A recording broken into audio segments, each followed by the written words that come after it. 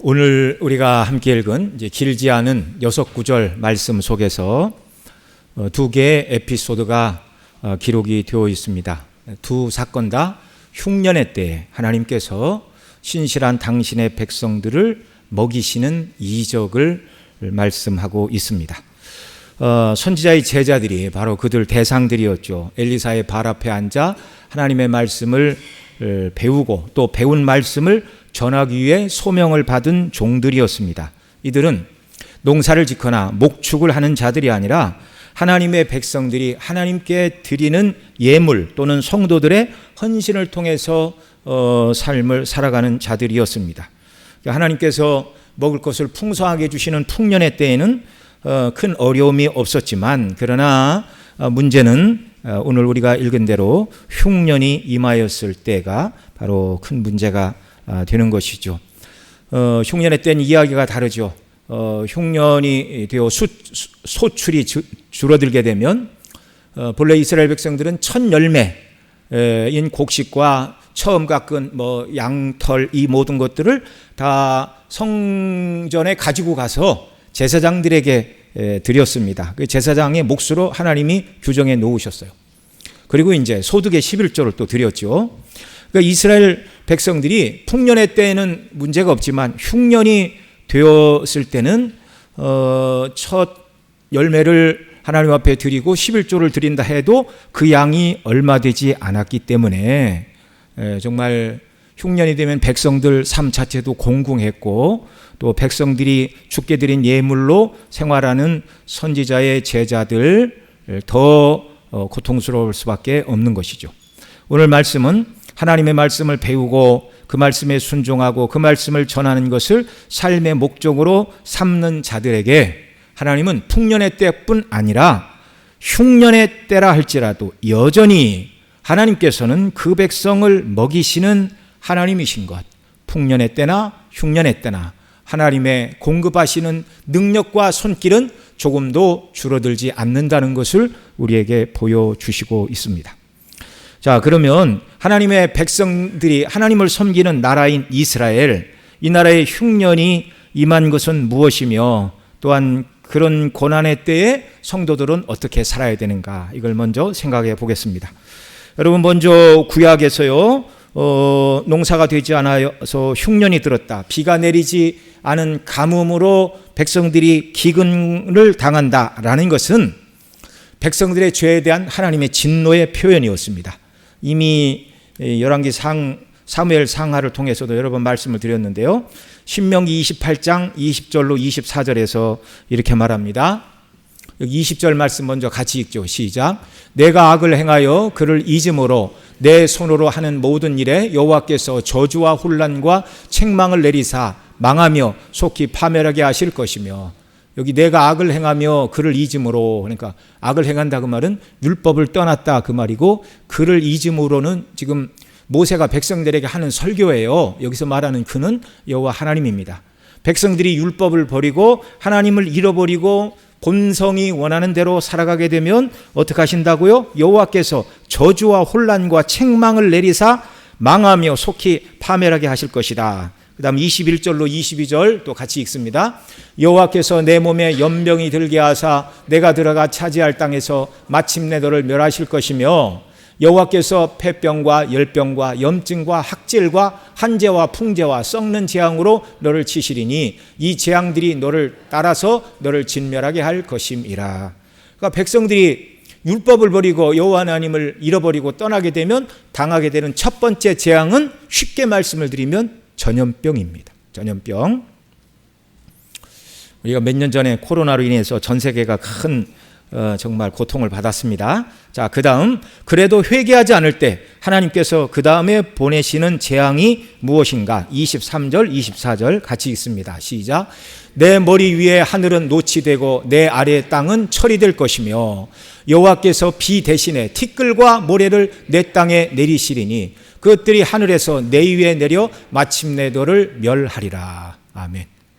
하늘에서 비를 주시지 않으므로 하늘은 놋하늘이 되고 땅은 철이 되며, 다 비유적인 표현이죠.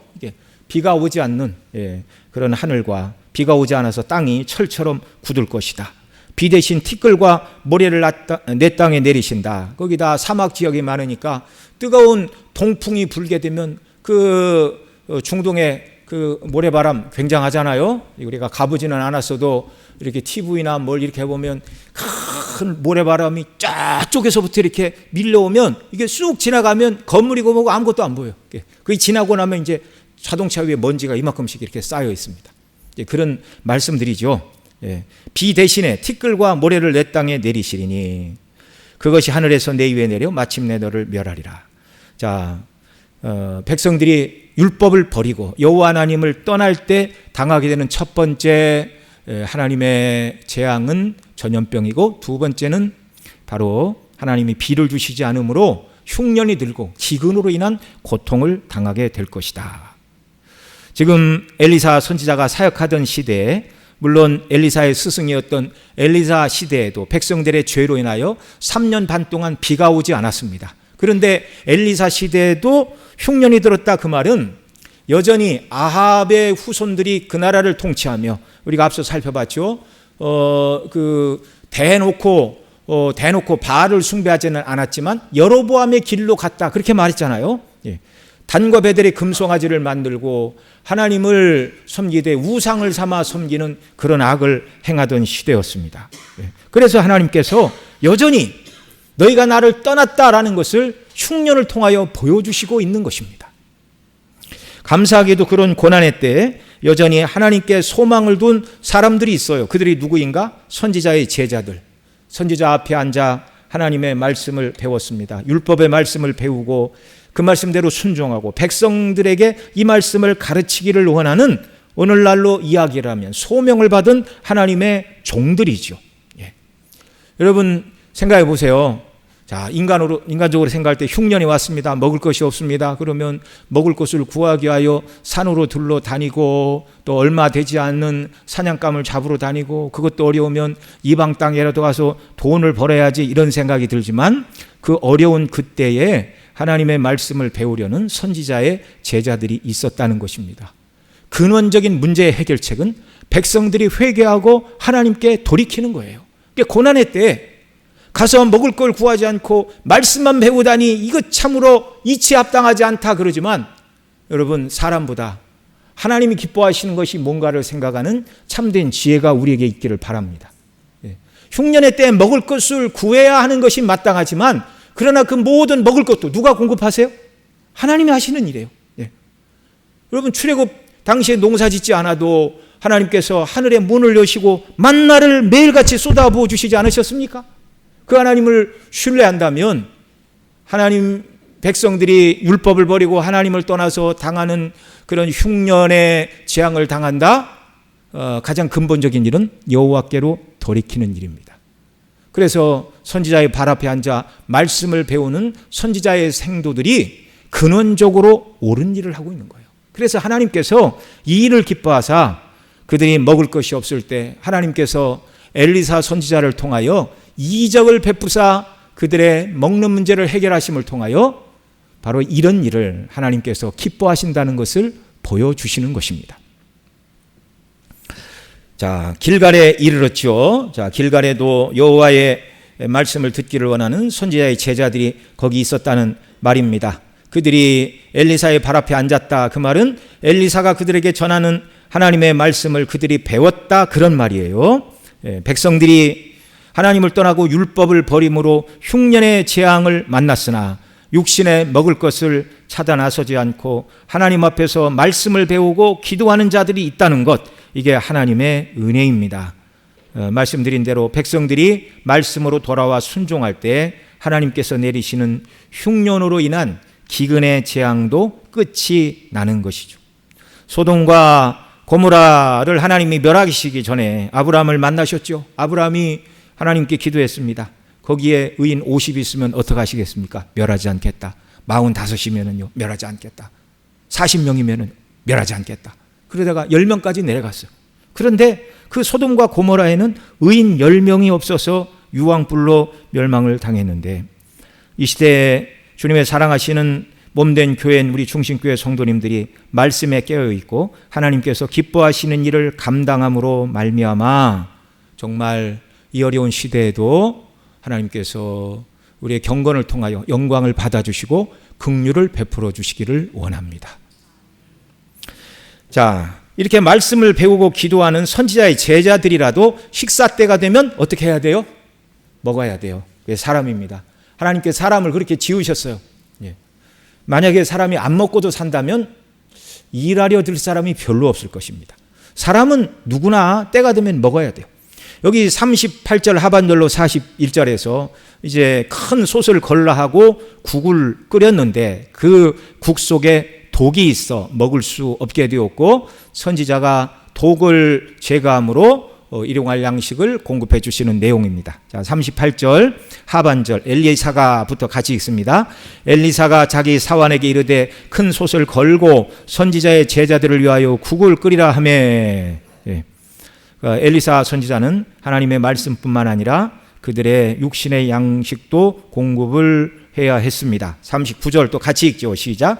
한 사람이 채소를 캐러 들에 나가 들포도 동쿨을 만나 그것에서 들호박을 따서 옷자락에 채워가지고 돌아와 썰어 국 끓이는 솥에 넣되 그들은 무엇인지 알지 못하더라.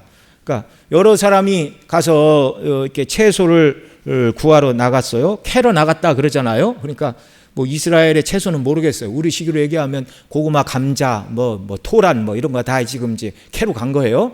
근데 한 사람이 이름을 밝히지는 한 사람이 들포도 동쿨을 만나 들호박을 땄다 이렇게 말해요. 그리고 옷자락에 채워가지고 돌아왔다. 여기 옷자락에 채워라는 말의 본래적인 뜻은 그의 옷 아래까지 가득히 그런 뜻입니다. 유대인들은 통으로 된 옷을 입었잖아요. 그러니까 원피스예요. 통으로 된 옷을 이렇게 무릎 아래까지 내려가는 옷인데 그 앞에다가 그 들포도 덩굴에서 들호박을 따가지고 아래까지 가득 차게 이렇게 앞섭에 담아 갖고 와서 썰어서 국 끓이는 솥에 넣었다 그런 얘기입니다. 그런데 여기 들포도 덩굴을 만나 들호박을 땄다 그러죠. 그러니까 우리가 생각할 때는 들포도 덩굴을 만나서 거기에 뭐를 땄으면 뭘 따야 돼요?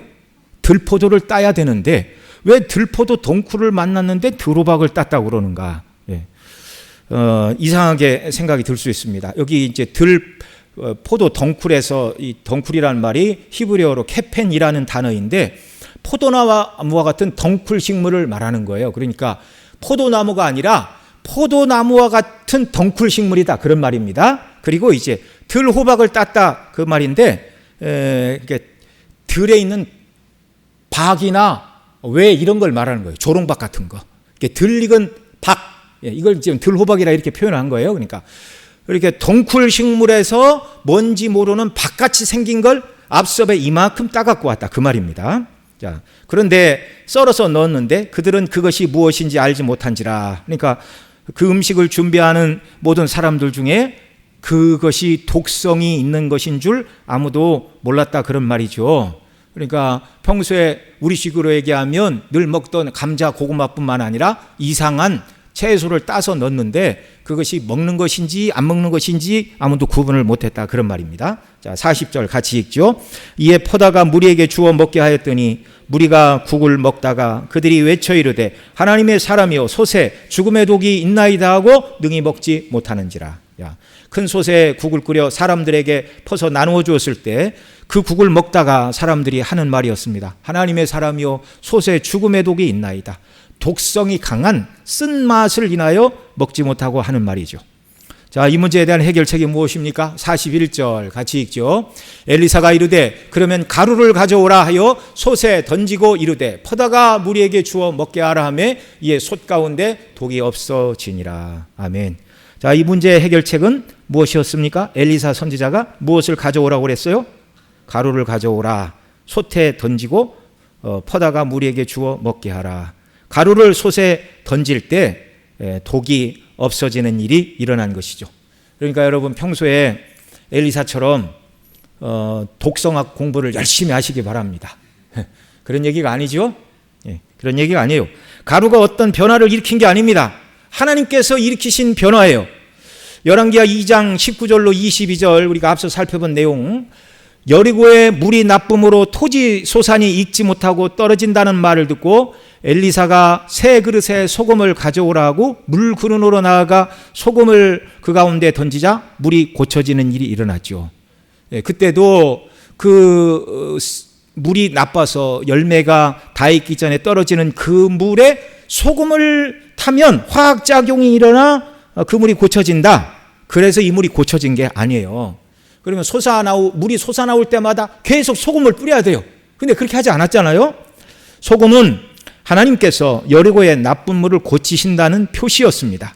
엘리사가 소금을 물그릇에 던지며 여호와의 말씀을 전했어요. 뭐라고요? 여호와의 말씀이 내가 이 물을 고쳤으니, 그 물은 소금이 고친 거 아니고 엘리사가 고친 것도 아니고 누가 고치셨다고요? 여호와께서. 여호와의 말씀이 내가 이 물을 고쳤으니 이로부터 다시는 죽음이나 열매 맺지 못함이 없을지니라. 그러니까 그 여리고의 물을 고칠 때 뿌렸던 소금은 하나님께서, 여호와께서 물을 고치신다고 보여주신 표징이고 상징이었어요. 소금이 항상 그 짠맛을 내듯이 이제 하나님께서 영구적으로 그 물을 고치셨다는 선언이었습니다.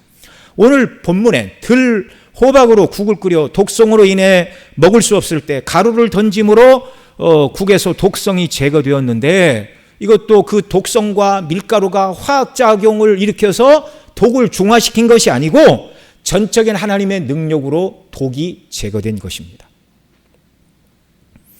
이 사건을 통해서 하나님은요, 백성들이 여호와와 그 율법을 버림으로 여호와께서 그들에게 가뭄으로 인한 재앙을 보내심으로 너희가 나로부터 떠났고 율법을 버렸고 하나님이 기뻐하시지 않는 삶을 살고 있다는 것을 이 흉년을 통하여 보여주실 때, 신실하게 하나님을 의뢰하는 자들이 하나님의 말씀을 배우고 기도하고 그 말씀대로 백성들을 가르치기 위하여 선지자의 제자들로 헌신할 때 그들의 삶에 필요한, 생명을 보존하는 데 필요한 일용할 양식을 여전히 공급하시는 하나님이신 것을 보여주신 것입니다. 그 다음 두 번째, 오늘 본문에 기록된 두 번째 이적은 42절로 44절인데, 역시 이 이적으로 말미암아 떡을 먹은 사람도 동일한 사람들이라고 우리가 볼 수 있습니다. 보리떡 20개로 100명이 먹고 남는 이적을 베풀어 주시는 은혜가 42절로 44절인데요. 42절 말씀 먼저 같이 읽죠. 시작. 한 사람이 42절 시작. 한 사람이 바알 살리사에서부터 와서 처음 만든 떡 곧 보리떡 20개와 또 자루에 담은 채소를 하나님의 사람에게 드린지라. 그가 이르되 무리에게 주어 먹게 하라. 여기 한 사람이 처음 만든 떡과 채소를 하나님의 사람 엘리사에게 드렸습니다. 그런데 여러분, 성경에서 처음 익은 식물은 제사장에게 드리도록 되어 있습니다.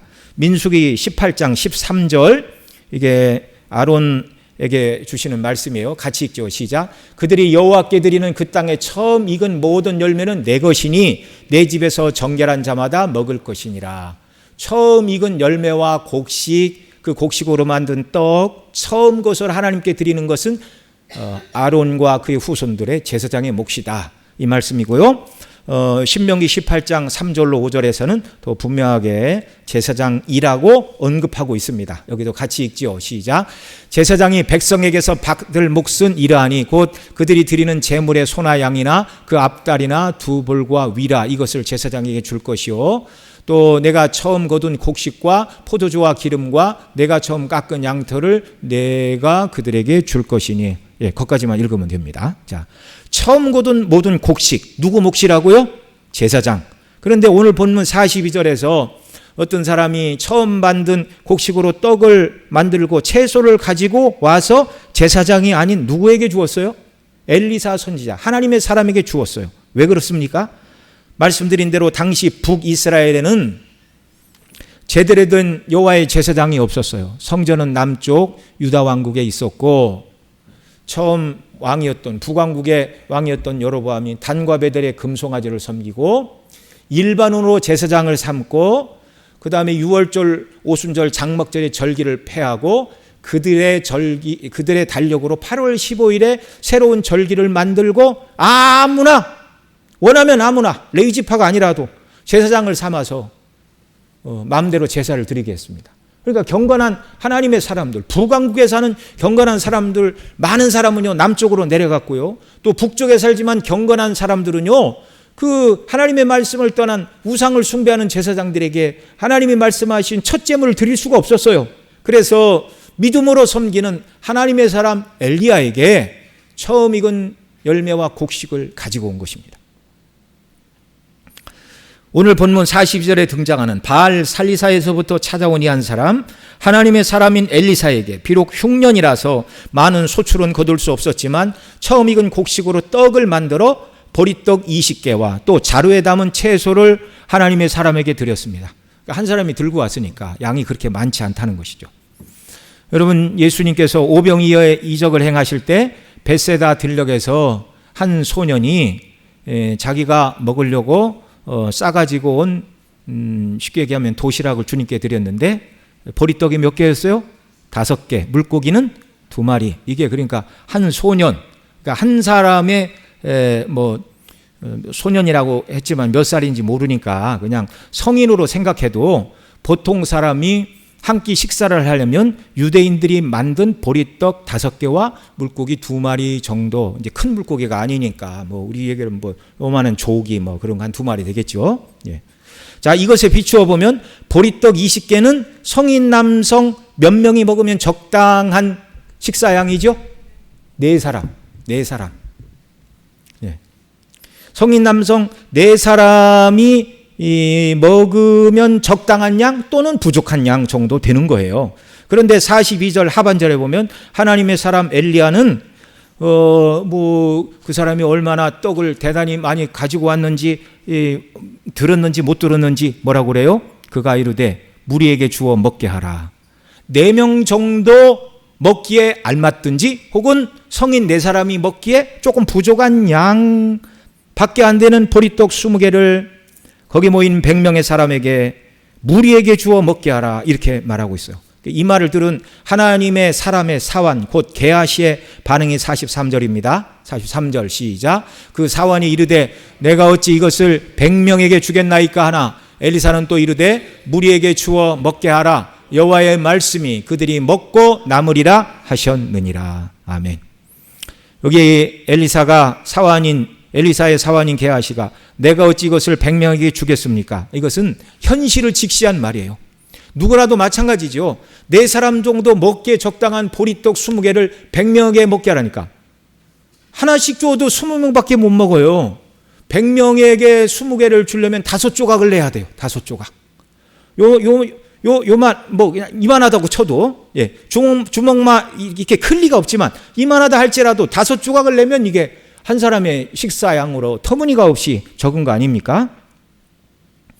훗날 예수님께서 벳세다 들녘에서 소년이 바친 보리떡 5개와 물고기 2마리를 가지고 제자들에게 그 모든 사람에게 나누어 주라 그럴 때 제자들의 반응이 이것이었습니다. 누가복음 19장 13절 예수께서 이르시되 너희가 먹을 것을 주라 하시니 여짜오되 우리에게 떡 5개와 물고기 2마리밖에 없으니 이 모든 사람을 위하여 먹을 것을 사지 아니하고서는 할 수 없사옵나이다.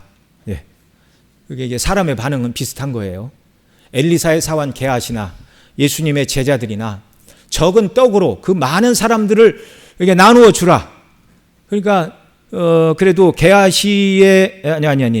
엘리사의 사환인 게하시는 보리떡 20개로 100명을 먹이라고 했으니까 조금씩은 돌아가겠죠.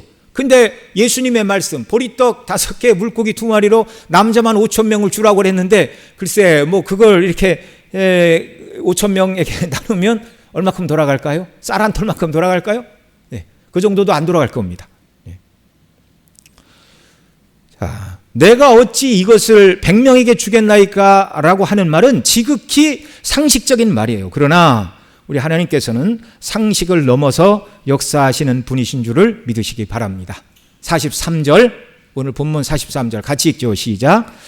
그 사환이 이르되 이것을 100명에게 주어 먹게 하나 엘리사는 또 이르되 무리에게 주어 먹게 하라. 여호와의 말씀이 그들이 먹고 남으리라 하셨느니라.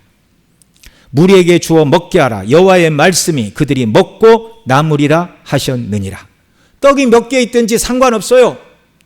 엘리사가 그것을 100명에게 주어 먹게 하라 말한 것은 이미 하나님께서 엘리사 선지자에게 이것으로 100사람이 먹고 남을 것이라고 이미 말씀해 주신 거예요.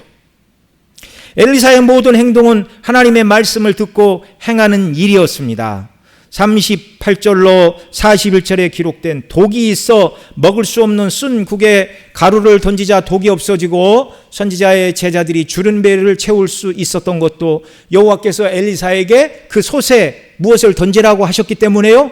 가루를 던지라고 말씀해 주셨기 때문입니다. 그 다음 42절로 44절에 기록된 보리떡 20개로 100명의 사람들에게 나누어 줄 때 하나님이 그렇게 하라고 말씀하신 음성을 이미 들었어요. 여러분, 이 선지자 엘리사 그리고 그의 스승 엘리사 시대에 있었던 이적을 생각해 보십시오. 엘리사 시대에 사르밧 과부의 집에 가서 엘리사가 나를 위하여 떡을 만들어 오라 그랬더니 그 여인이 뭐라고 그랬어요? 우리 집에는 가루 한 움큼과 병에 기름 조금 있어서 내가 이 나무들을 주어다 마지막 떡을 나와 아들이 해 먹고 이제 굶어 죽을 참입니다. 그래, 나를 위해 먼저 만들어 와라. 하나님의 선지자의 말에 순종하여 이 여인이 먼저 엘리사에게 떡을 만들어 갖다 주었을 때 통에 가루가 떨어지지 않고 가뭄이 끝날 때까지 병에 기름이 그치지 않는 은혜를 주셨습니다.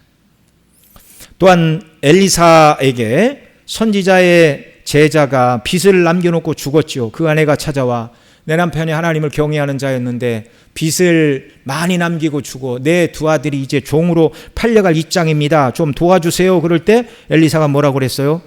너희 집에 무엇이 있느냐 그랬더니 기름 한 병밖에 없습니다. 그러면 내가 모든 이웃집에 가서 그릇을 다 빌려다가 방에 들어가 문을 잠그고 그 그릇들에 기름을 부으라.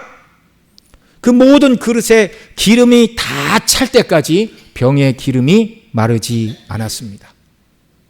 특별한 이적을 그 고통의 시대에 하나님께서 보여주셨어요. 보리떡 20개밖에 없는 떡바구니에서 100명의 사람들에게 먹을 떡을 나누어 줬지만 떡이 떨어지지 않고 충분히 공급되어 40서절에 말씀하는 대로 그가 그들 앞에 주었더니 여호와께서 말씀하신 대로 먹고 어떻게 되었다고요? 남았더라. 이 말씀들을 통해서 오늘 우리에게 주시는 교훈은 무엇입니까? 오늘 본문에 기록된 2개의 이적의 사건은 백성들의 죄로 인해서 하나님께서 흉년이 들어 기근의 재앙으로 백성들이 고통을 받을 때라도 그 고통의 재앙이 여호와를 떠났고 하나님의 말씀을 버린 데서부터 시작된 줄을 알고 하나님의 말씀의 회복을 간구하는 신실한 당신의 백성들의 삶의 방식이 옳다는 것을 하나님이 인정하시고 하나님을 신뢰하는 자들에게 필요한 은혜를 하나님이 베푸신다는 것을 명확하게 보여주신 사건이었습니다. 여러분, 우리가 하나님의 뜻대로 순종할 때 어려운 고난의 때도 올 수 있는 줄을 아시기 바랍니다.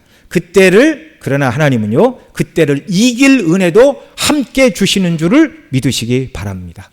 우리에게 이런 믿음을 더하여 주시기를 원합니다. 현실은 어렵지만 여전히 어려운 현실 앞에서 현실의 문제와 타협을 할 것인가? 끝까지 하나님의 말씀을 붙들고 순종할 것인가? 하나님의 성령께서 저와 여러분을 감동하사 하나님이 얼마나 능력 많으시고, 여러분 늘 잊지 마세요.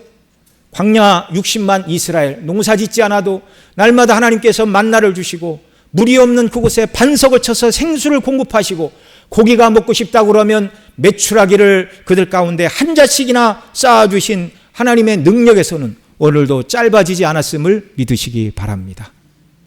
내가 내 인생의 계획대로 내 시간표대로 이렇게 하지 않으면 내 노후는 어떻게 될 것인가?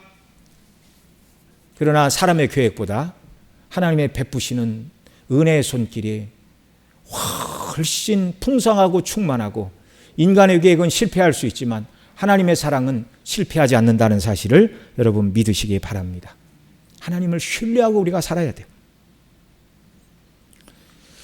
어떻게 하실지는 하나님께서 상황과 형편마다 다르게 하실 것입니다. 그러나 말씀대로 순종하는 자들의 심령의 은혜를 주시고 삶의 일용할 양식의 은혜를 분명히 주실 줄을 믿으시기 바랍니다.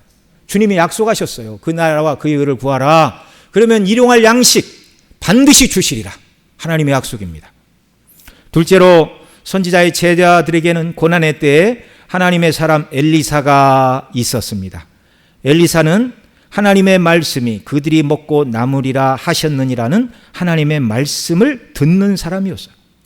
어려운 문제가 생겼을 때 하나님의 말씀을 듣는 사람이 있다면 문제는 해결이 되는 것입니다. 하나님의 사람 엘리사는 하나님의 말씀을 다른 사람보다 먼저 듣는 능력을 하나님께 주셨고, 그래서 먼저 들은 하나님의 말씀대로 순종할 때 하나님에서 공급하시는 은혜를 체험하고 누릴 수가 있었습니다. 저와 여러분 모두도 어떤 일을 만날 때마다 하나님께서 하나님의 말씀을 먼저 듣는 자들이 되시기를 원합니다. 이렇게 말씀을 드리면 기도 많이 해서 하나님께서 우리 귀에다 대고 이렇게 하라 저렇게 하라 그런 음성을 들으라는 말씀이 아닙니다. 엘리사와 엘리야 시대는요, 하나님께서 직접 그들에게 말씀하시는 시대였어요. 그러나 저와 여러분이 살고 있는 이 시대는 기록된 말씀의 시대입니다. 이미 계시는 끝났어요. 그럼 우리는 어떻게 하나님의 말씀을 듣나요? 기록된 하나님의 말씀인 성경을 통해서 하나님의 뜻을 확인할 수가 있습니다. 오늘 본문을 통해서 확인한 것처럼 정말 하나님이 기뻐하시는 일을 하는데 현실은 녹록지 않아요. 그러면 끝까지 하나님 기뻐하시는 일을 할까? 현실에 맞춰서 하나님의 뜻을 잠시 미뤄둘까? 이런 고난이 왔을 때 직접 우리 귀에 대고 하나님께서 내가 기뻐하는 대로 끝까지 순종해 이런 말씀을 하지 않으셨다 할지라도 이걸 하나의 대원리로 주셨잖아요. 그러니까 오늘 우리가 이 말씀 붙들고 성경에 보니 고난과 어려움이 와도 끝까지 하나님의 말씀을 붙들고 순종하는 백성들에게 은혜 주시는 하나님이심을 성경을 통해 보여주심을 믿습니다. 그대로 믿고 주의 뜻대로 순종하기를 원하오니 긍휼을 베풀어 주옵소서. 이게 기록된 말씀을 통하여 우리가 하나님의 말씀을 듣는 방식이에요. 그래서 우리는 늘 하나님의 말씀을 가까이 하고 예배 시간에 증거되는 하나님의 말씀을 잘 깨닫고 그 말씀을 마음에 새기고 순종하며 살아가는 이런 일들이 우리에게 필요한 것입니다. 여러분, 중요한 것은요, 하나님의 말씀을 듣고 깨닫고 이것을 삶 속에서 적용하는 것입니다. 하나님의 말씀을 삶 속에서 적용할 때 말씀의 능력을 체험하게 되는 줄을 믿으시기 바랍니다. 알기는 아는데 순종하지 않으면 역사가 일어나지 않는 거예요. 그러니까 작고 작은 내 머리로 계산하지 말고 하나님께서 순종하라고 하신 말씀에 순종하는 은혜를 주께서 우리에게 더하여 주시기를 원합니다. 하나님은 사람보다 지혜로우시고 하나님은 사람보다 능력 많으신 전지전능하신 창조의 주이시고 지금도 모든 만물을 운용하시는 주권자이십니다.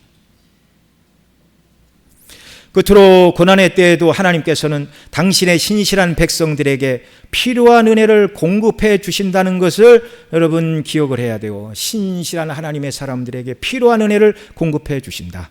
민수기 18장 8절로 20절은 제사장들이 신실하게 하나님을 섬길 때 그들의 삶에 필요한 은혜를 주시겠다고 약속하신 소금 언약에 관한 말씀입니다.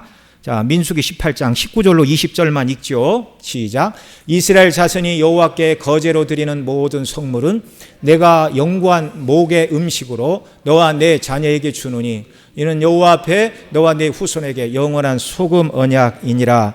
여호와께서 또 아론에게 이르시되 너는 이스라엘 자손의 땅에 기업도 없겠고 그들 중에 아무 분깃도 없을 것이나 내가 이스라엘 자손 중에 내 분깃이요 내 기업이니라. 아멘. 18절로 18절 말씀은 백성들이 성전에서 드린 예물 중에 제사장의 몫이 무엇이다라고 규정해 주는 내용이에요. 그 나머지 몫은 이제 화목제 또 뭐 속죄제, 속건제를 드릴 때 제사를 드리는 사람이 이제 자기 가족들 또는 친구들을 초청해서 함께 그 음식을 먹는 여러 규례들을 말씀을 합니다. 그러나 이제 특별히 분깃도 없고 기업도 없는 제사장들의 몫이 무엇인가 규정해 주시는 내용이고, 자, 그러면 이 소금 언약은 백성들이 하나님께 무엇을 드릴 때만 유효한 것인가? 여러분 19절 말씀 보시기 바랍니다. 여호와 앞에서 너와 내 후손에게 영원한 소금 언약이니라. 소금의 짠맛이 변치 않듯이 하나님께서 소금을 두고 언약을 주셨어요. 하나님을 신실하게 섬기는 제사장들에게 필요한 은혜를 주시는데 20절에서 아론과 그의 후손 제사장들에게 너는 이스라엘 자손의 땅에 기업도 없겠고 그들 중에 아무 분깃도 없을 것이나 내가 이스라엘 자손 중에 내 분깃이요 내 기업이라. 이 말씀을 우리가 일반적으로 이 시대에 적용을 하면 우리가 제사장은 아니지만 그리스도 안에서 저와 여러분은 그리스도께서 하나님을 위하여 왕같은 제사장으로 삼아주셨어요. 구약의 제사장은 아니지만 신약의 모든 백성들은 하나님을 섬기고 하나님의 통치를 땅에 드러내야 될 제사장과 왕으로 부르심을 받았어요.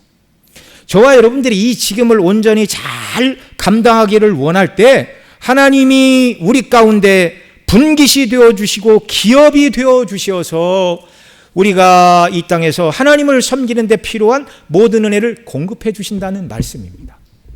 이건 주기도문을 통해서도 약속해 주셨죠. 하나님의 이름의 영광과 그 나라와 뜻을 위해서 간구하고 그 다음에 오늘날 우리에게 일용할 양식을 주옵시고, 그러니까 하나님의 이름과 나라와 뜻을 위해 살아갈 수 있는 은혜를 공급해 주십시오. 일용할 양식을 우리에게 주십시오. 주님은 그렇게 구하라고 하셨고, 주님이 당신의 이름을 걸고 기도를 가르치셨고, 당신의 이름으로 간구하는 기도를 하나님이 들으십니까? 안 들으십니까? 들으십니다. 그러니까 오늘 이 시대에 저와 여러분을 여러 모습으로 부르셨죠. 저는 말씀을 증거하고 목양하라는 일로 부르셨지만 우리 성도님들도 직장에서 일을 하고 또 여러 가지 일을 하라고 부르셨지만 직장에서 직장의 일을 잘 감당하는 이유도 제사장과 왕으로서의 사명을 감당하기 위해서 열심히 일해야 되는 줄 여러분 믿으시기 바랍니다. 그러니까 직장에서 힘든 일이 있으면 조금 더 헌신하시고 희생하시고 그렇게 해야 예수님 믿으라고 하는 저와 여러분의 말과 행동에 힘이 실리게 되는 줄을 믿으시기 바랍니다.